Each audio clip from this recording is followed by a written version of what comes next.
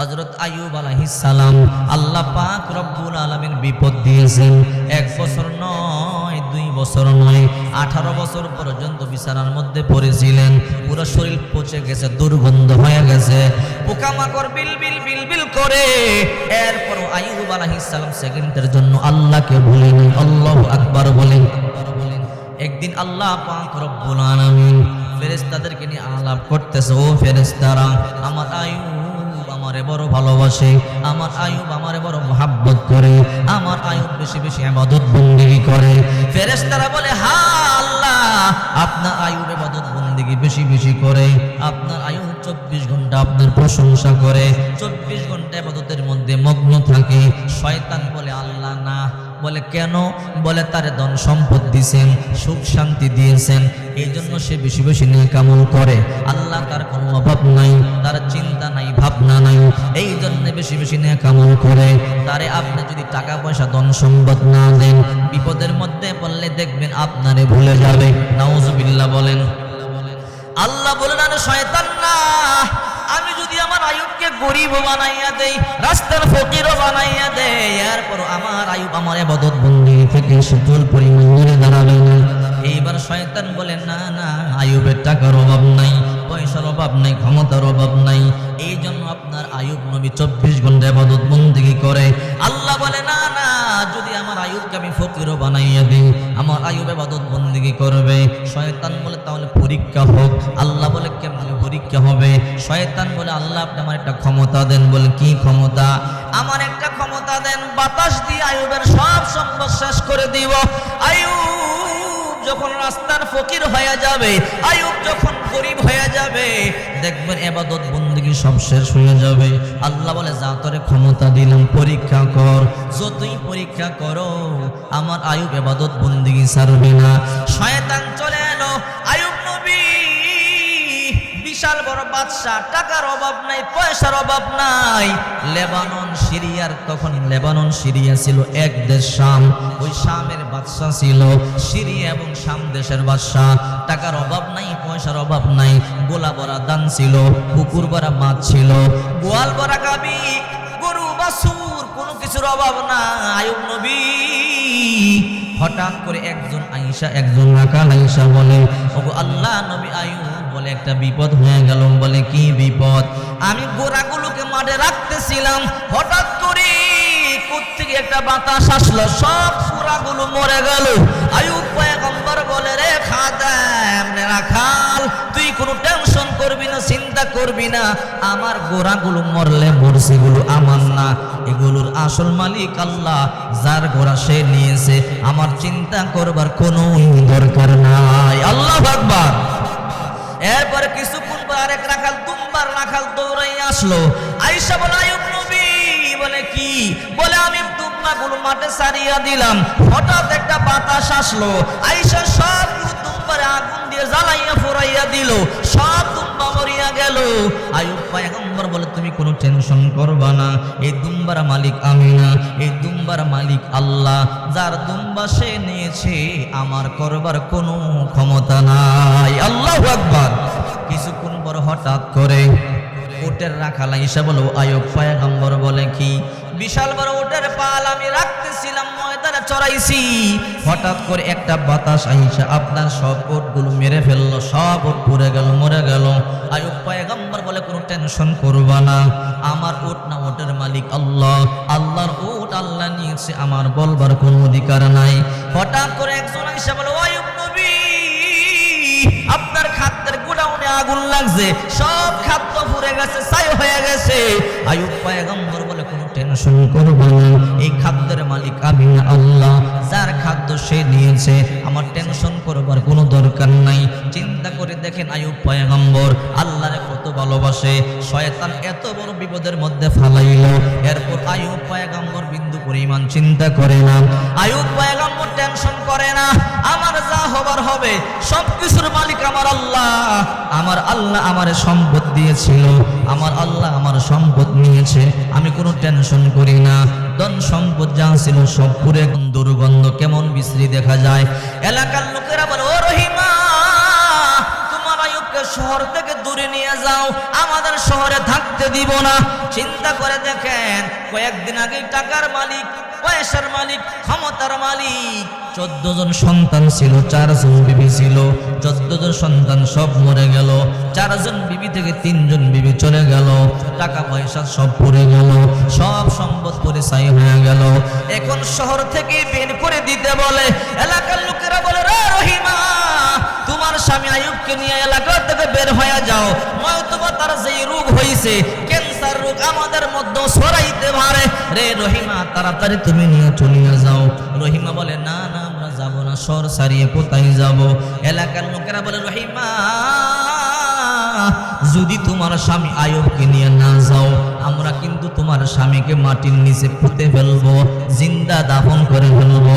রহিমা মনে মনে চিন্তা করে, আল্লাহ, আমাদের টাকার অভাব ছিল না, পয়সার অভাব ছিল না, আমাদের ক্ষমতার অভাব ছিল না, চাকুর বাকুরের অভাব ছিল না। ও মালিক, কেমন পরীক্ষার মধ্যে ফালাইলা, এখন এলাকার পর্যন্ত থাকতে পারি না, এলাকা ছাড়া। রহিমা এইবার একটা চাদর বিছাইয়া স্বামীর চাদরের মধ্যে উঠাইয়া পিঠে বর করে করে হাঁটি হাঁটি পা পা করে একেবারে গ্রাম এলাকার মধ্যে চলে গেল। শহরের থেকে আইয়ুব পয়গম্বররে বের করে দিল, গ্রাম দেশের মধ্যে চলে গেল।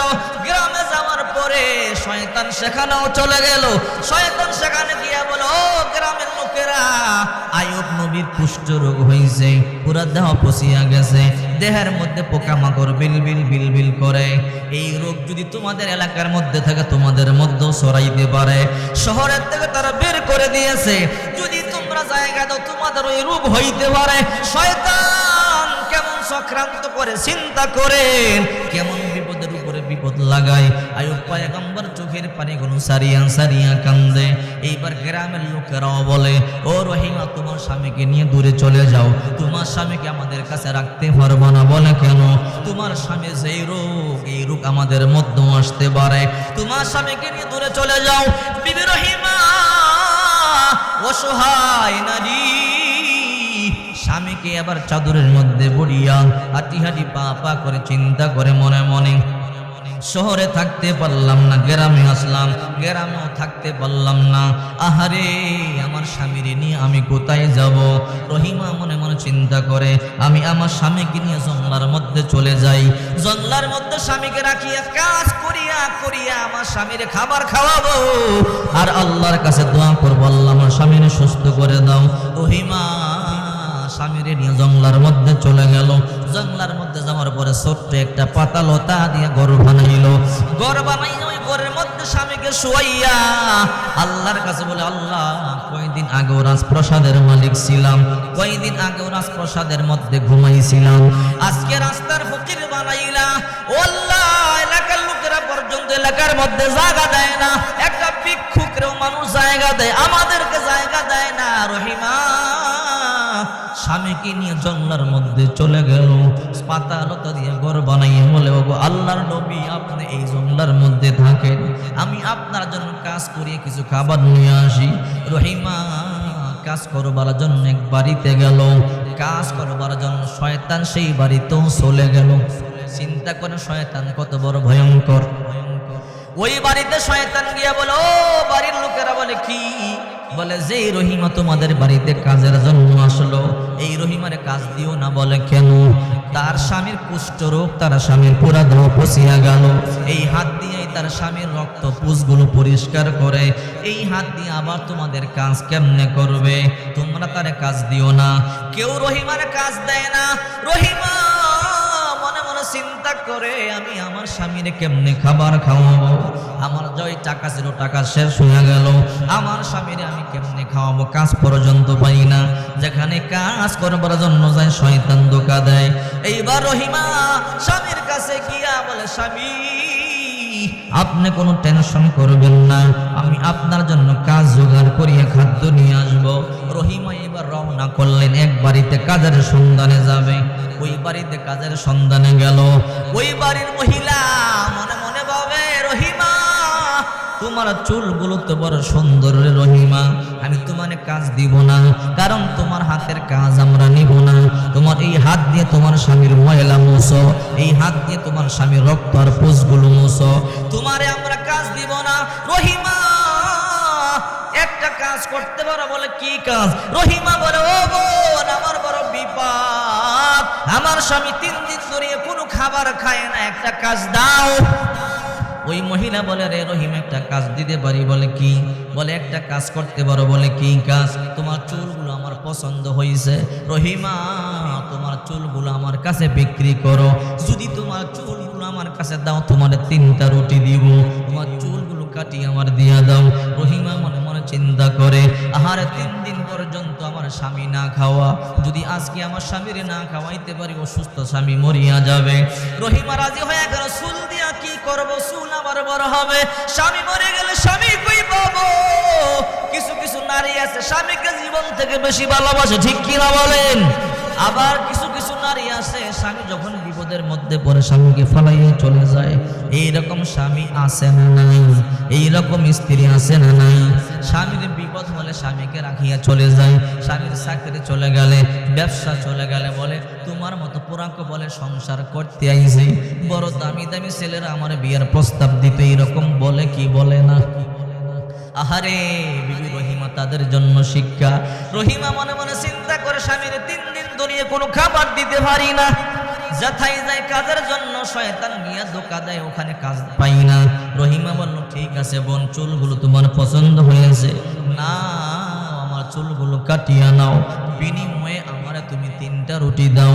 চুলগুলো কাটিয়া মহিলাকে দিয়া দিল, বিনিময়ে 3টা রুটি নিয়ে স্বামীর সামনে রওনা হলো। ওইদিকে শয়তান আইসা বলে, আইয়ুব তুমি নবী হইয়া হারাম খাও, লজ্জা লাগে না? নাউজুবিল্লাহ বলে। বলে শয়তান কি বললি?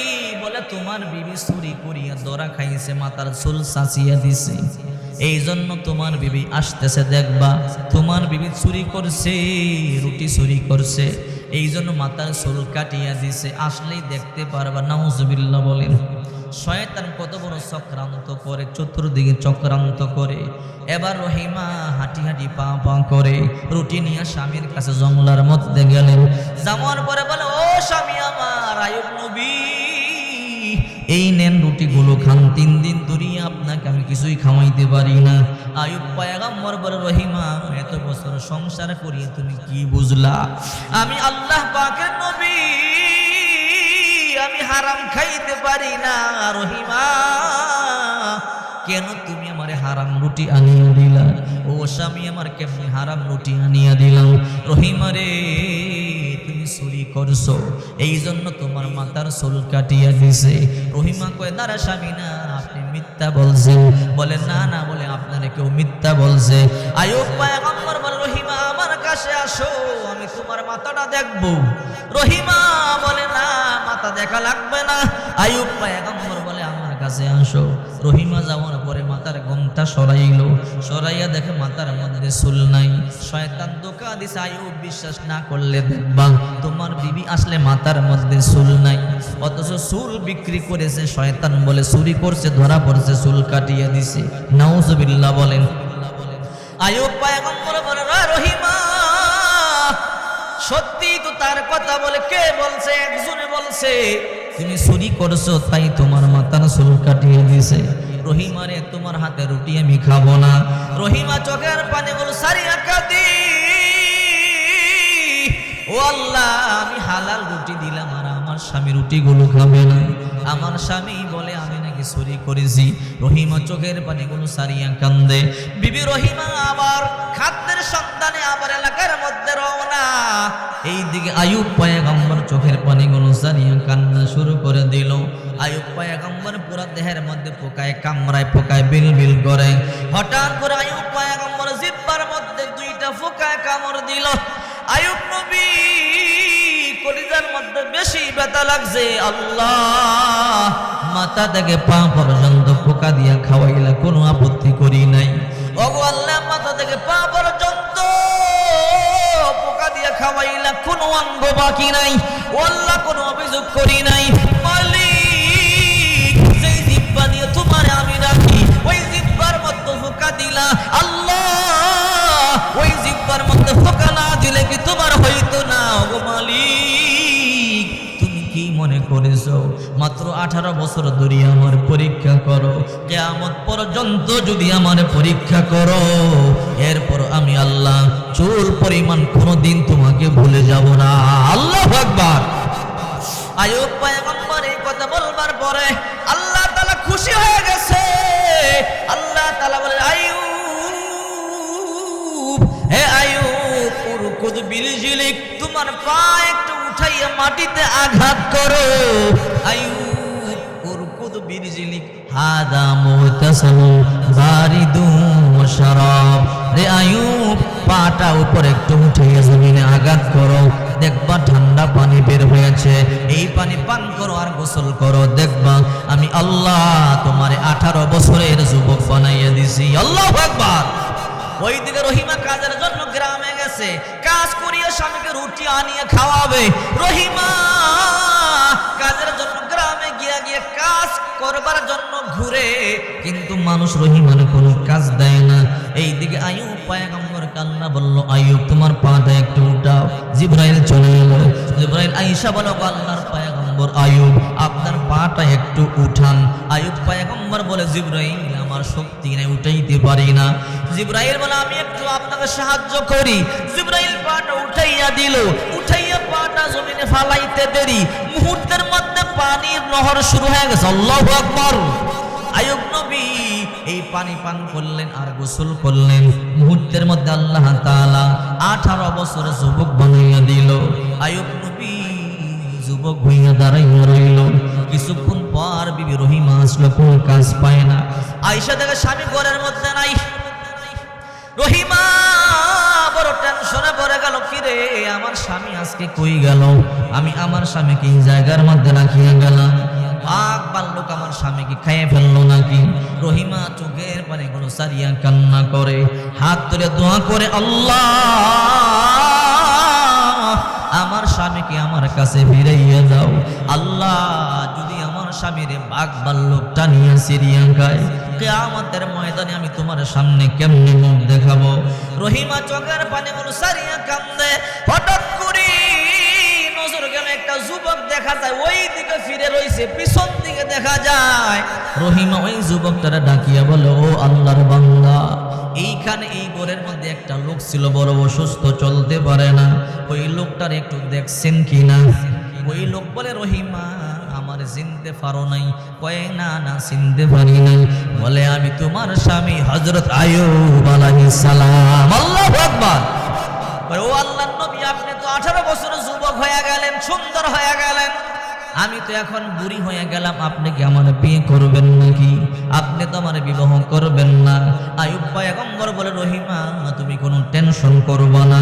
আইয়ুব পয়গম্বর বলে, আল্লাহ আমাকে 18 বছরের যুবক বানাইলেন, আমার বিবি রহিমা আমার জন্য এত কষ্ট করেছে, আমার বিবি আমার এত মহাব্বত করেছে, আমার 3টা বিবি আমাকে সারিয়া চলিয়া গেল, আমার বিবি রহিমা আমাকে সারিয়া চলিয়া যায় নাই।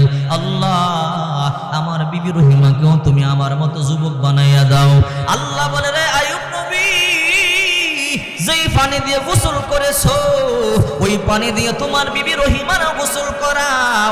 তোমার বিবি রহিমা গোসল করতে দেরি হবে, রহিমারে 14 বছরের যুবতী বানাইয়া দিতে দেরি করব না। আল্লাহু আকবার। আইয়ুব পয়গম্বর বলল, রে রহিমা, এইবার তুমি পানি দিয়ে গোসল করো। রহিমা পানি দিয়ে গোসল করলেন। রহিমা পানি দিয়ে গোসল করতে দেরি, মুহূর্তের মধ্যে 14 বছরের যুবতী হয়ে গেল। আল্লাহু আকবার।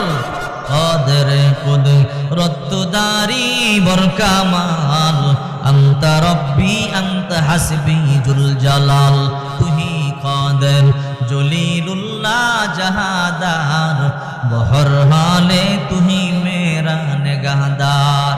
আল্লাহর জন্য জীবন কুরবান করতে পারে এমন মানুষ দুনিয়ার মধ্যে আছে না নাই? আবার এমন মানুষ আছে একবেলা করে খাবার না থাকলে মাথা গরম হয়ে যায়, আছে না নাই?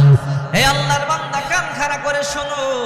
এই জন্য আল্লাহ পাক রব্বুল আলামিন বলেন, وَلَنَبْلُوَنَّكُمْ بِشَيْءٍ مِّنَ الْخَوْفِ وَالْجُوعِ وَنَقْصٍ مِّنَ الْأَمْوَالِ وَالْأَنفُسِ وَالثَّمَرَاتِ।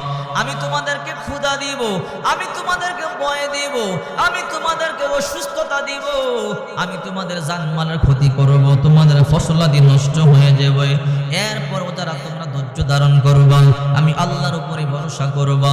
এরপরে বলবা ইন্না লিল্লাহ, আমরা আল্লাহর জন্য, ওয়া ইন্না ইলাইহি রাজিউন, এবং আল্লাহর কাছেই প্রত্যাবর্তন করতে হবে। যদি আমার উপরে ভরসা করতে পারো, আমাকে অভিভাবক মানতে পারো, ধৈর্য ধারণ করতে পারো, তাহলে শোনো আমি আল্লাহ ওয়াদা দিচ্ছি, ওয়াবাশশিরিস সাবিরিন, আমি আল্লাহ তাদের সাথে রয়েছি। এই জন্য ইবাদত বন্দেগী বেশি বেশি করতে হবে। যত বেশি নেক আমল করবেন তত বেশি দামি হবেন।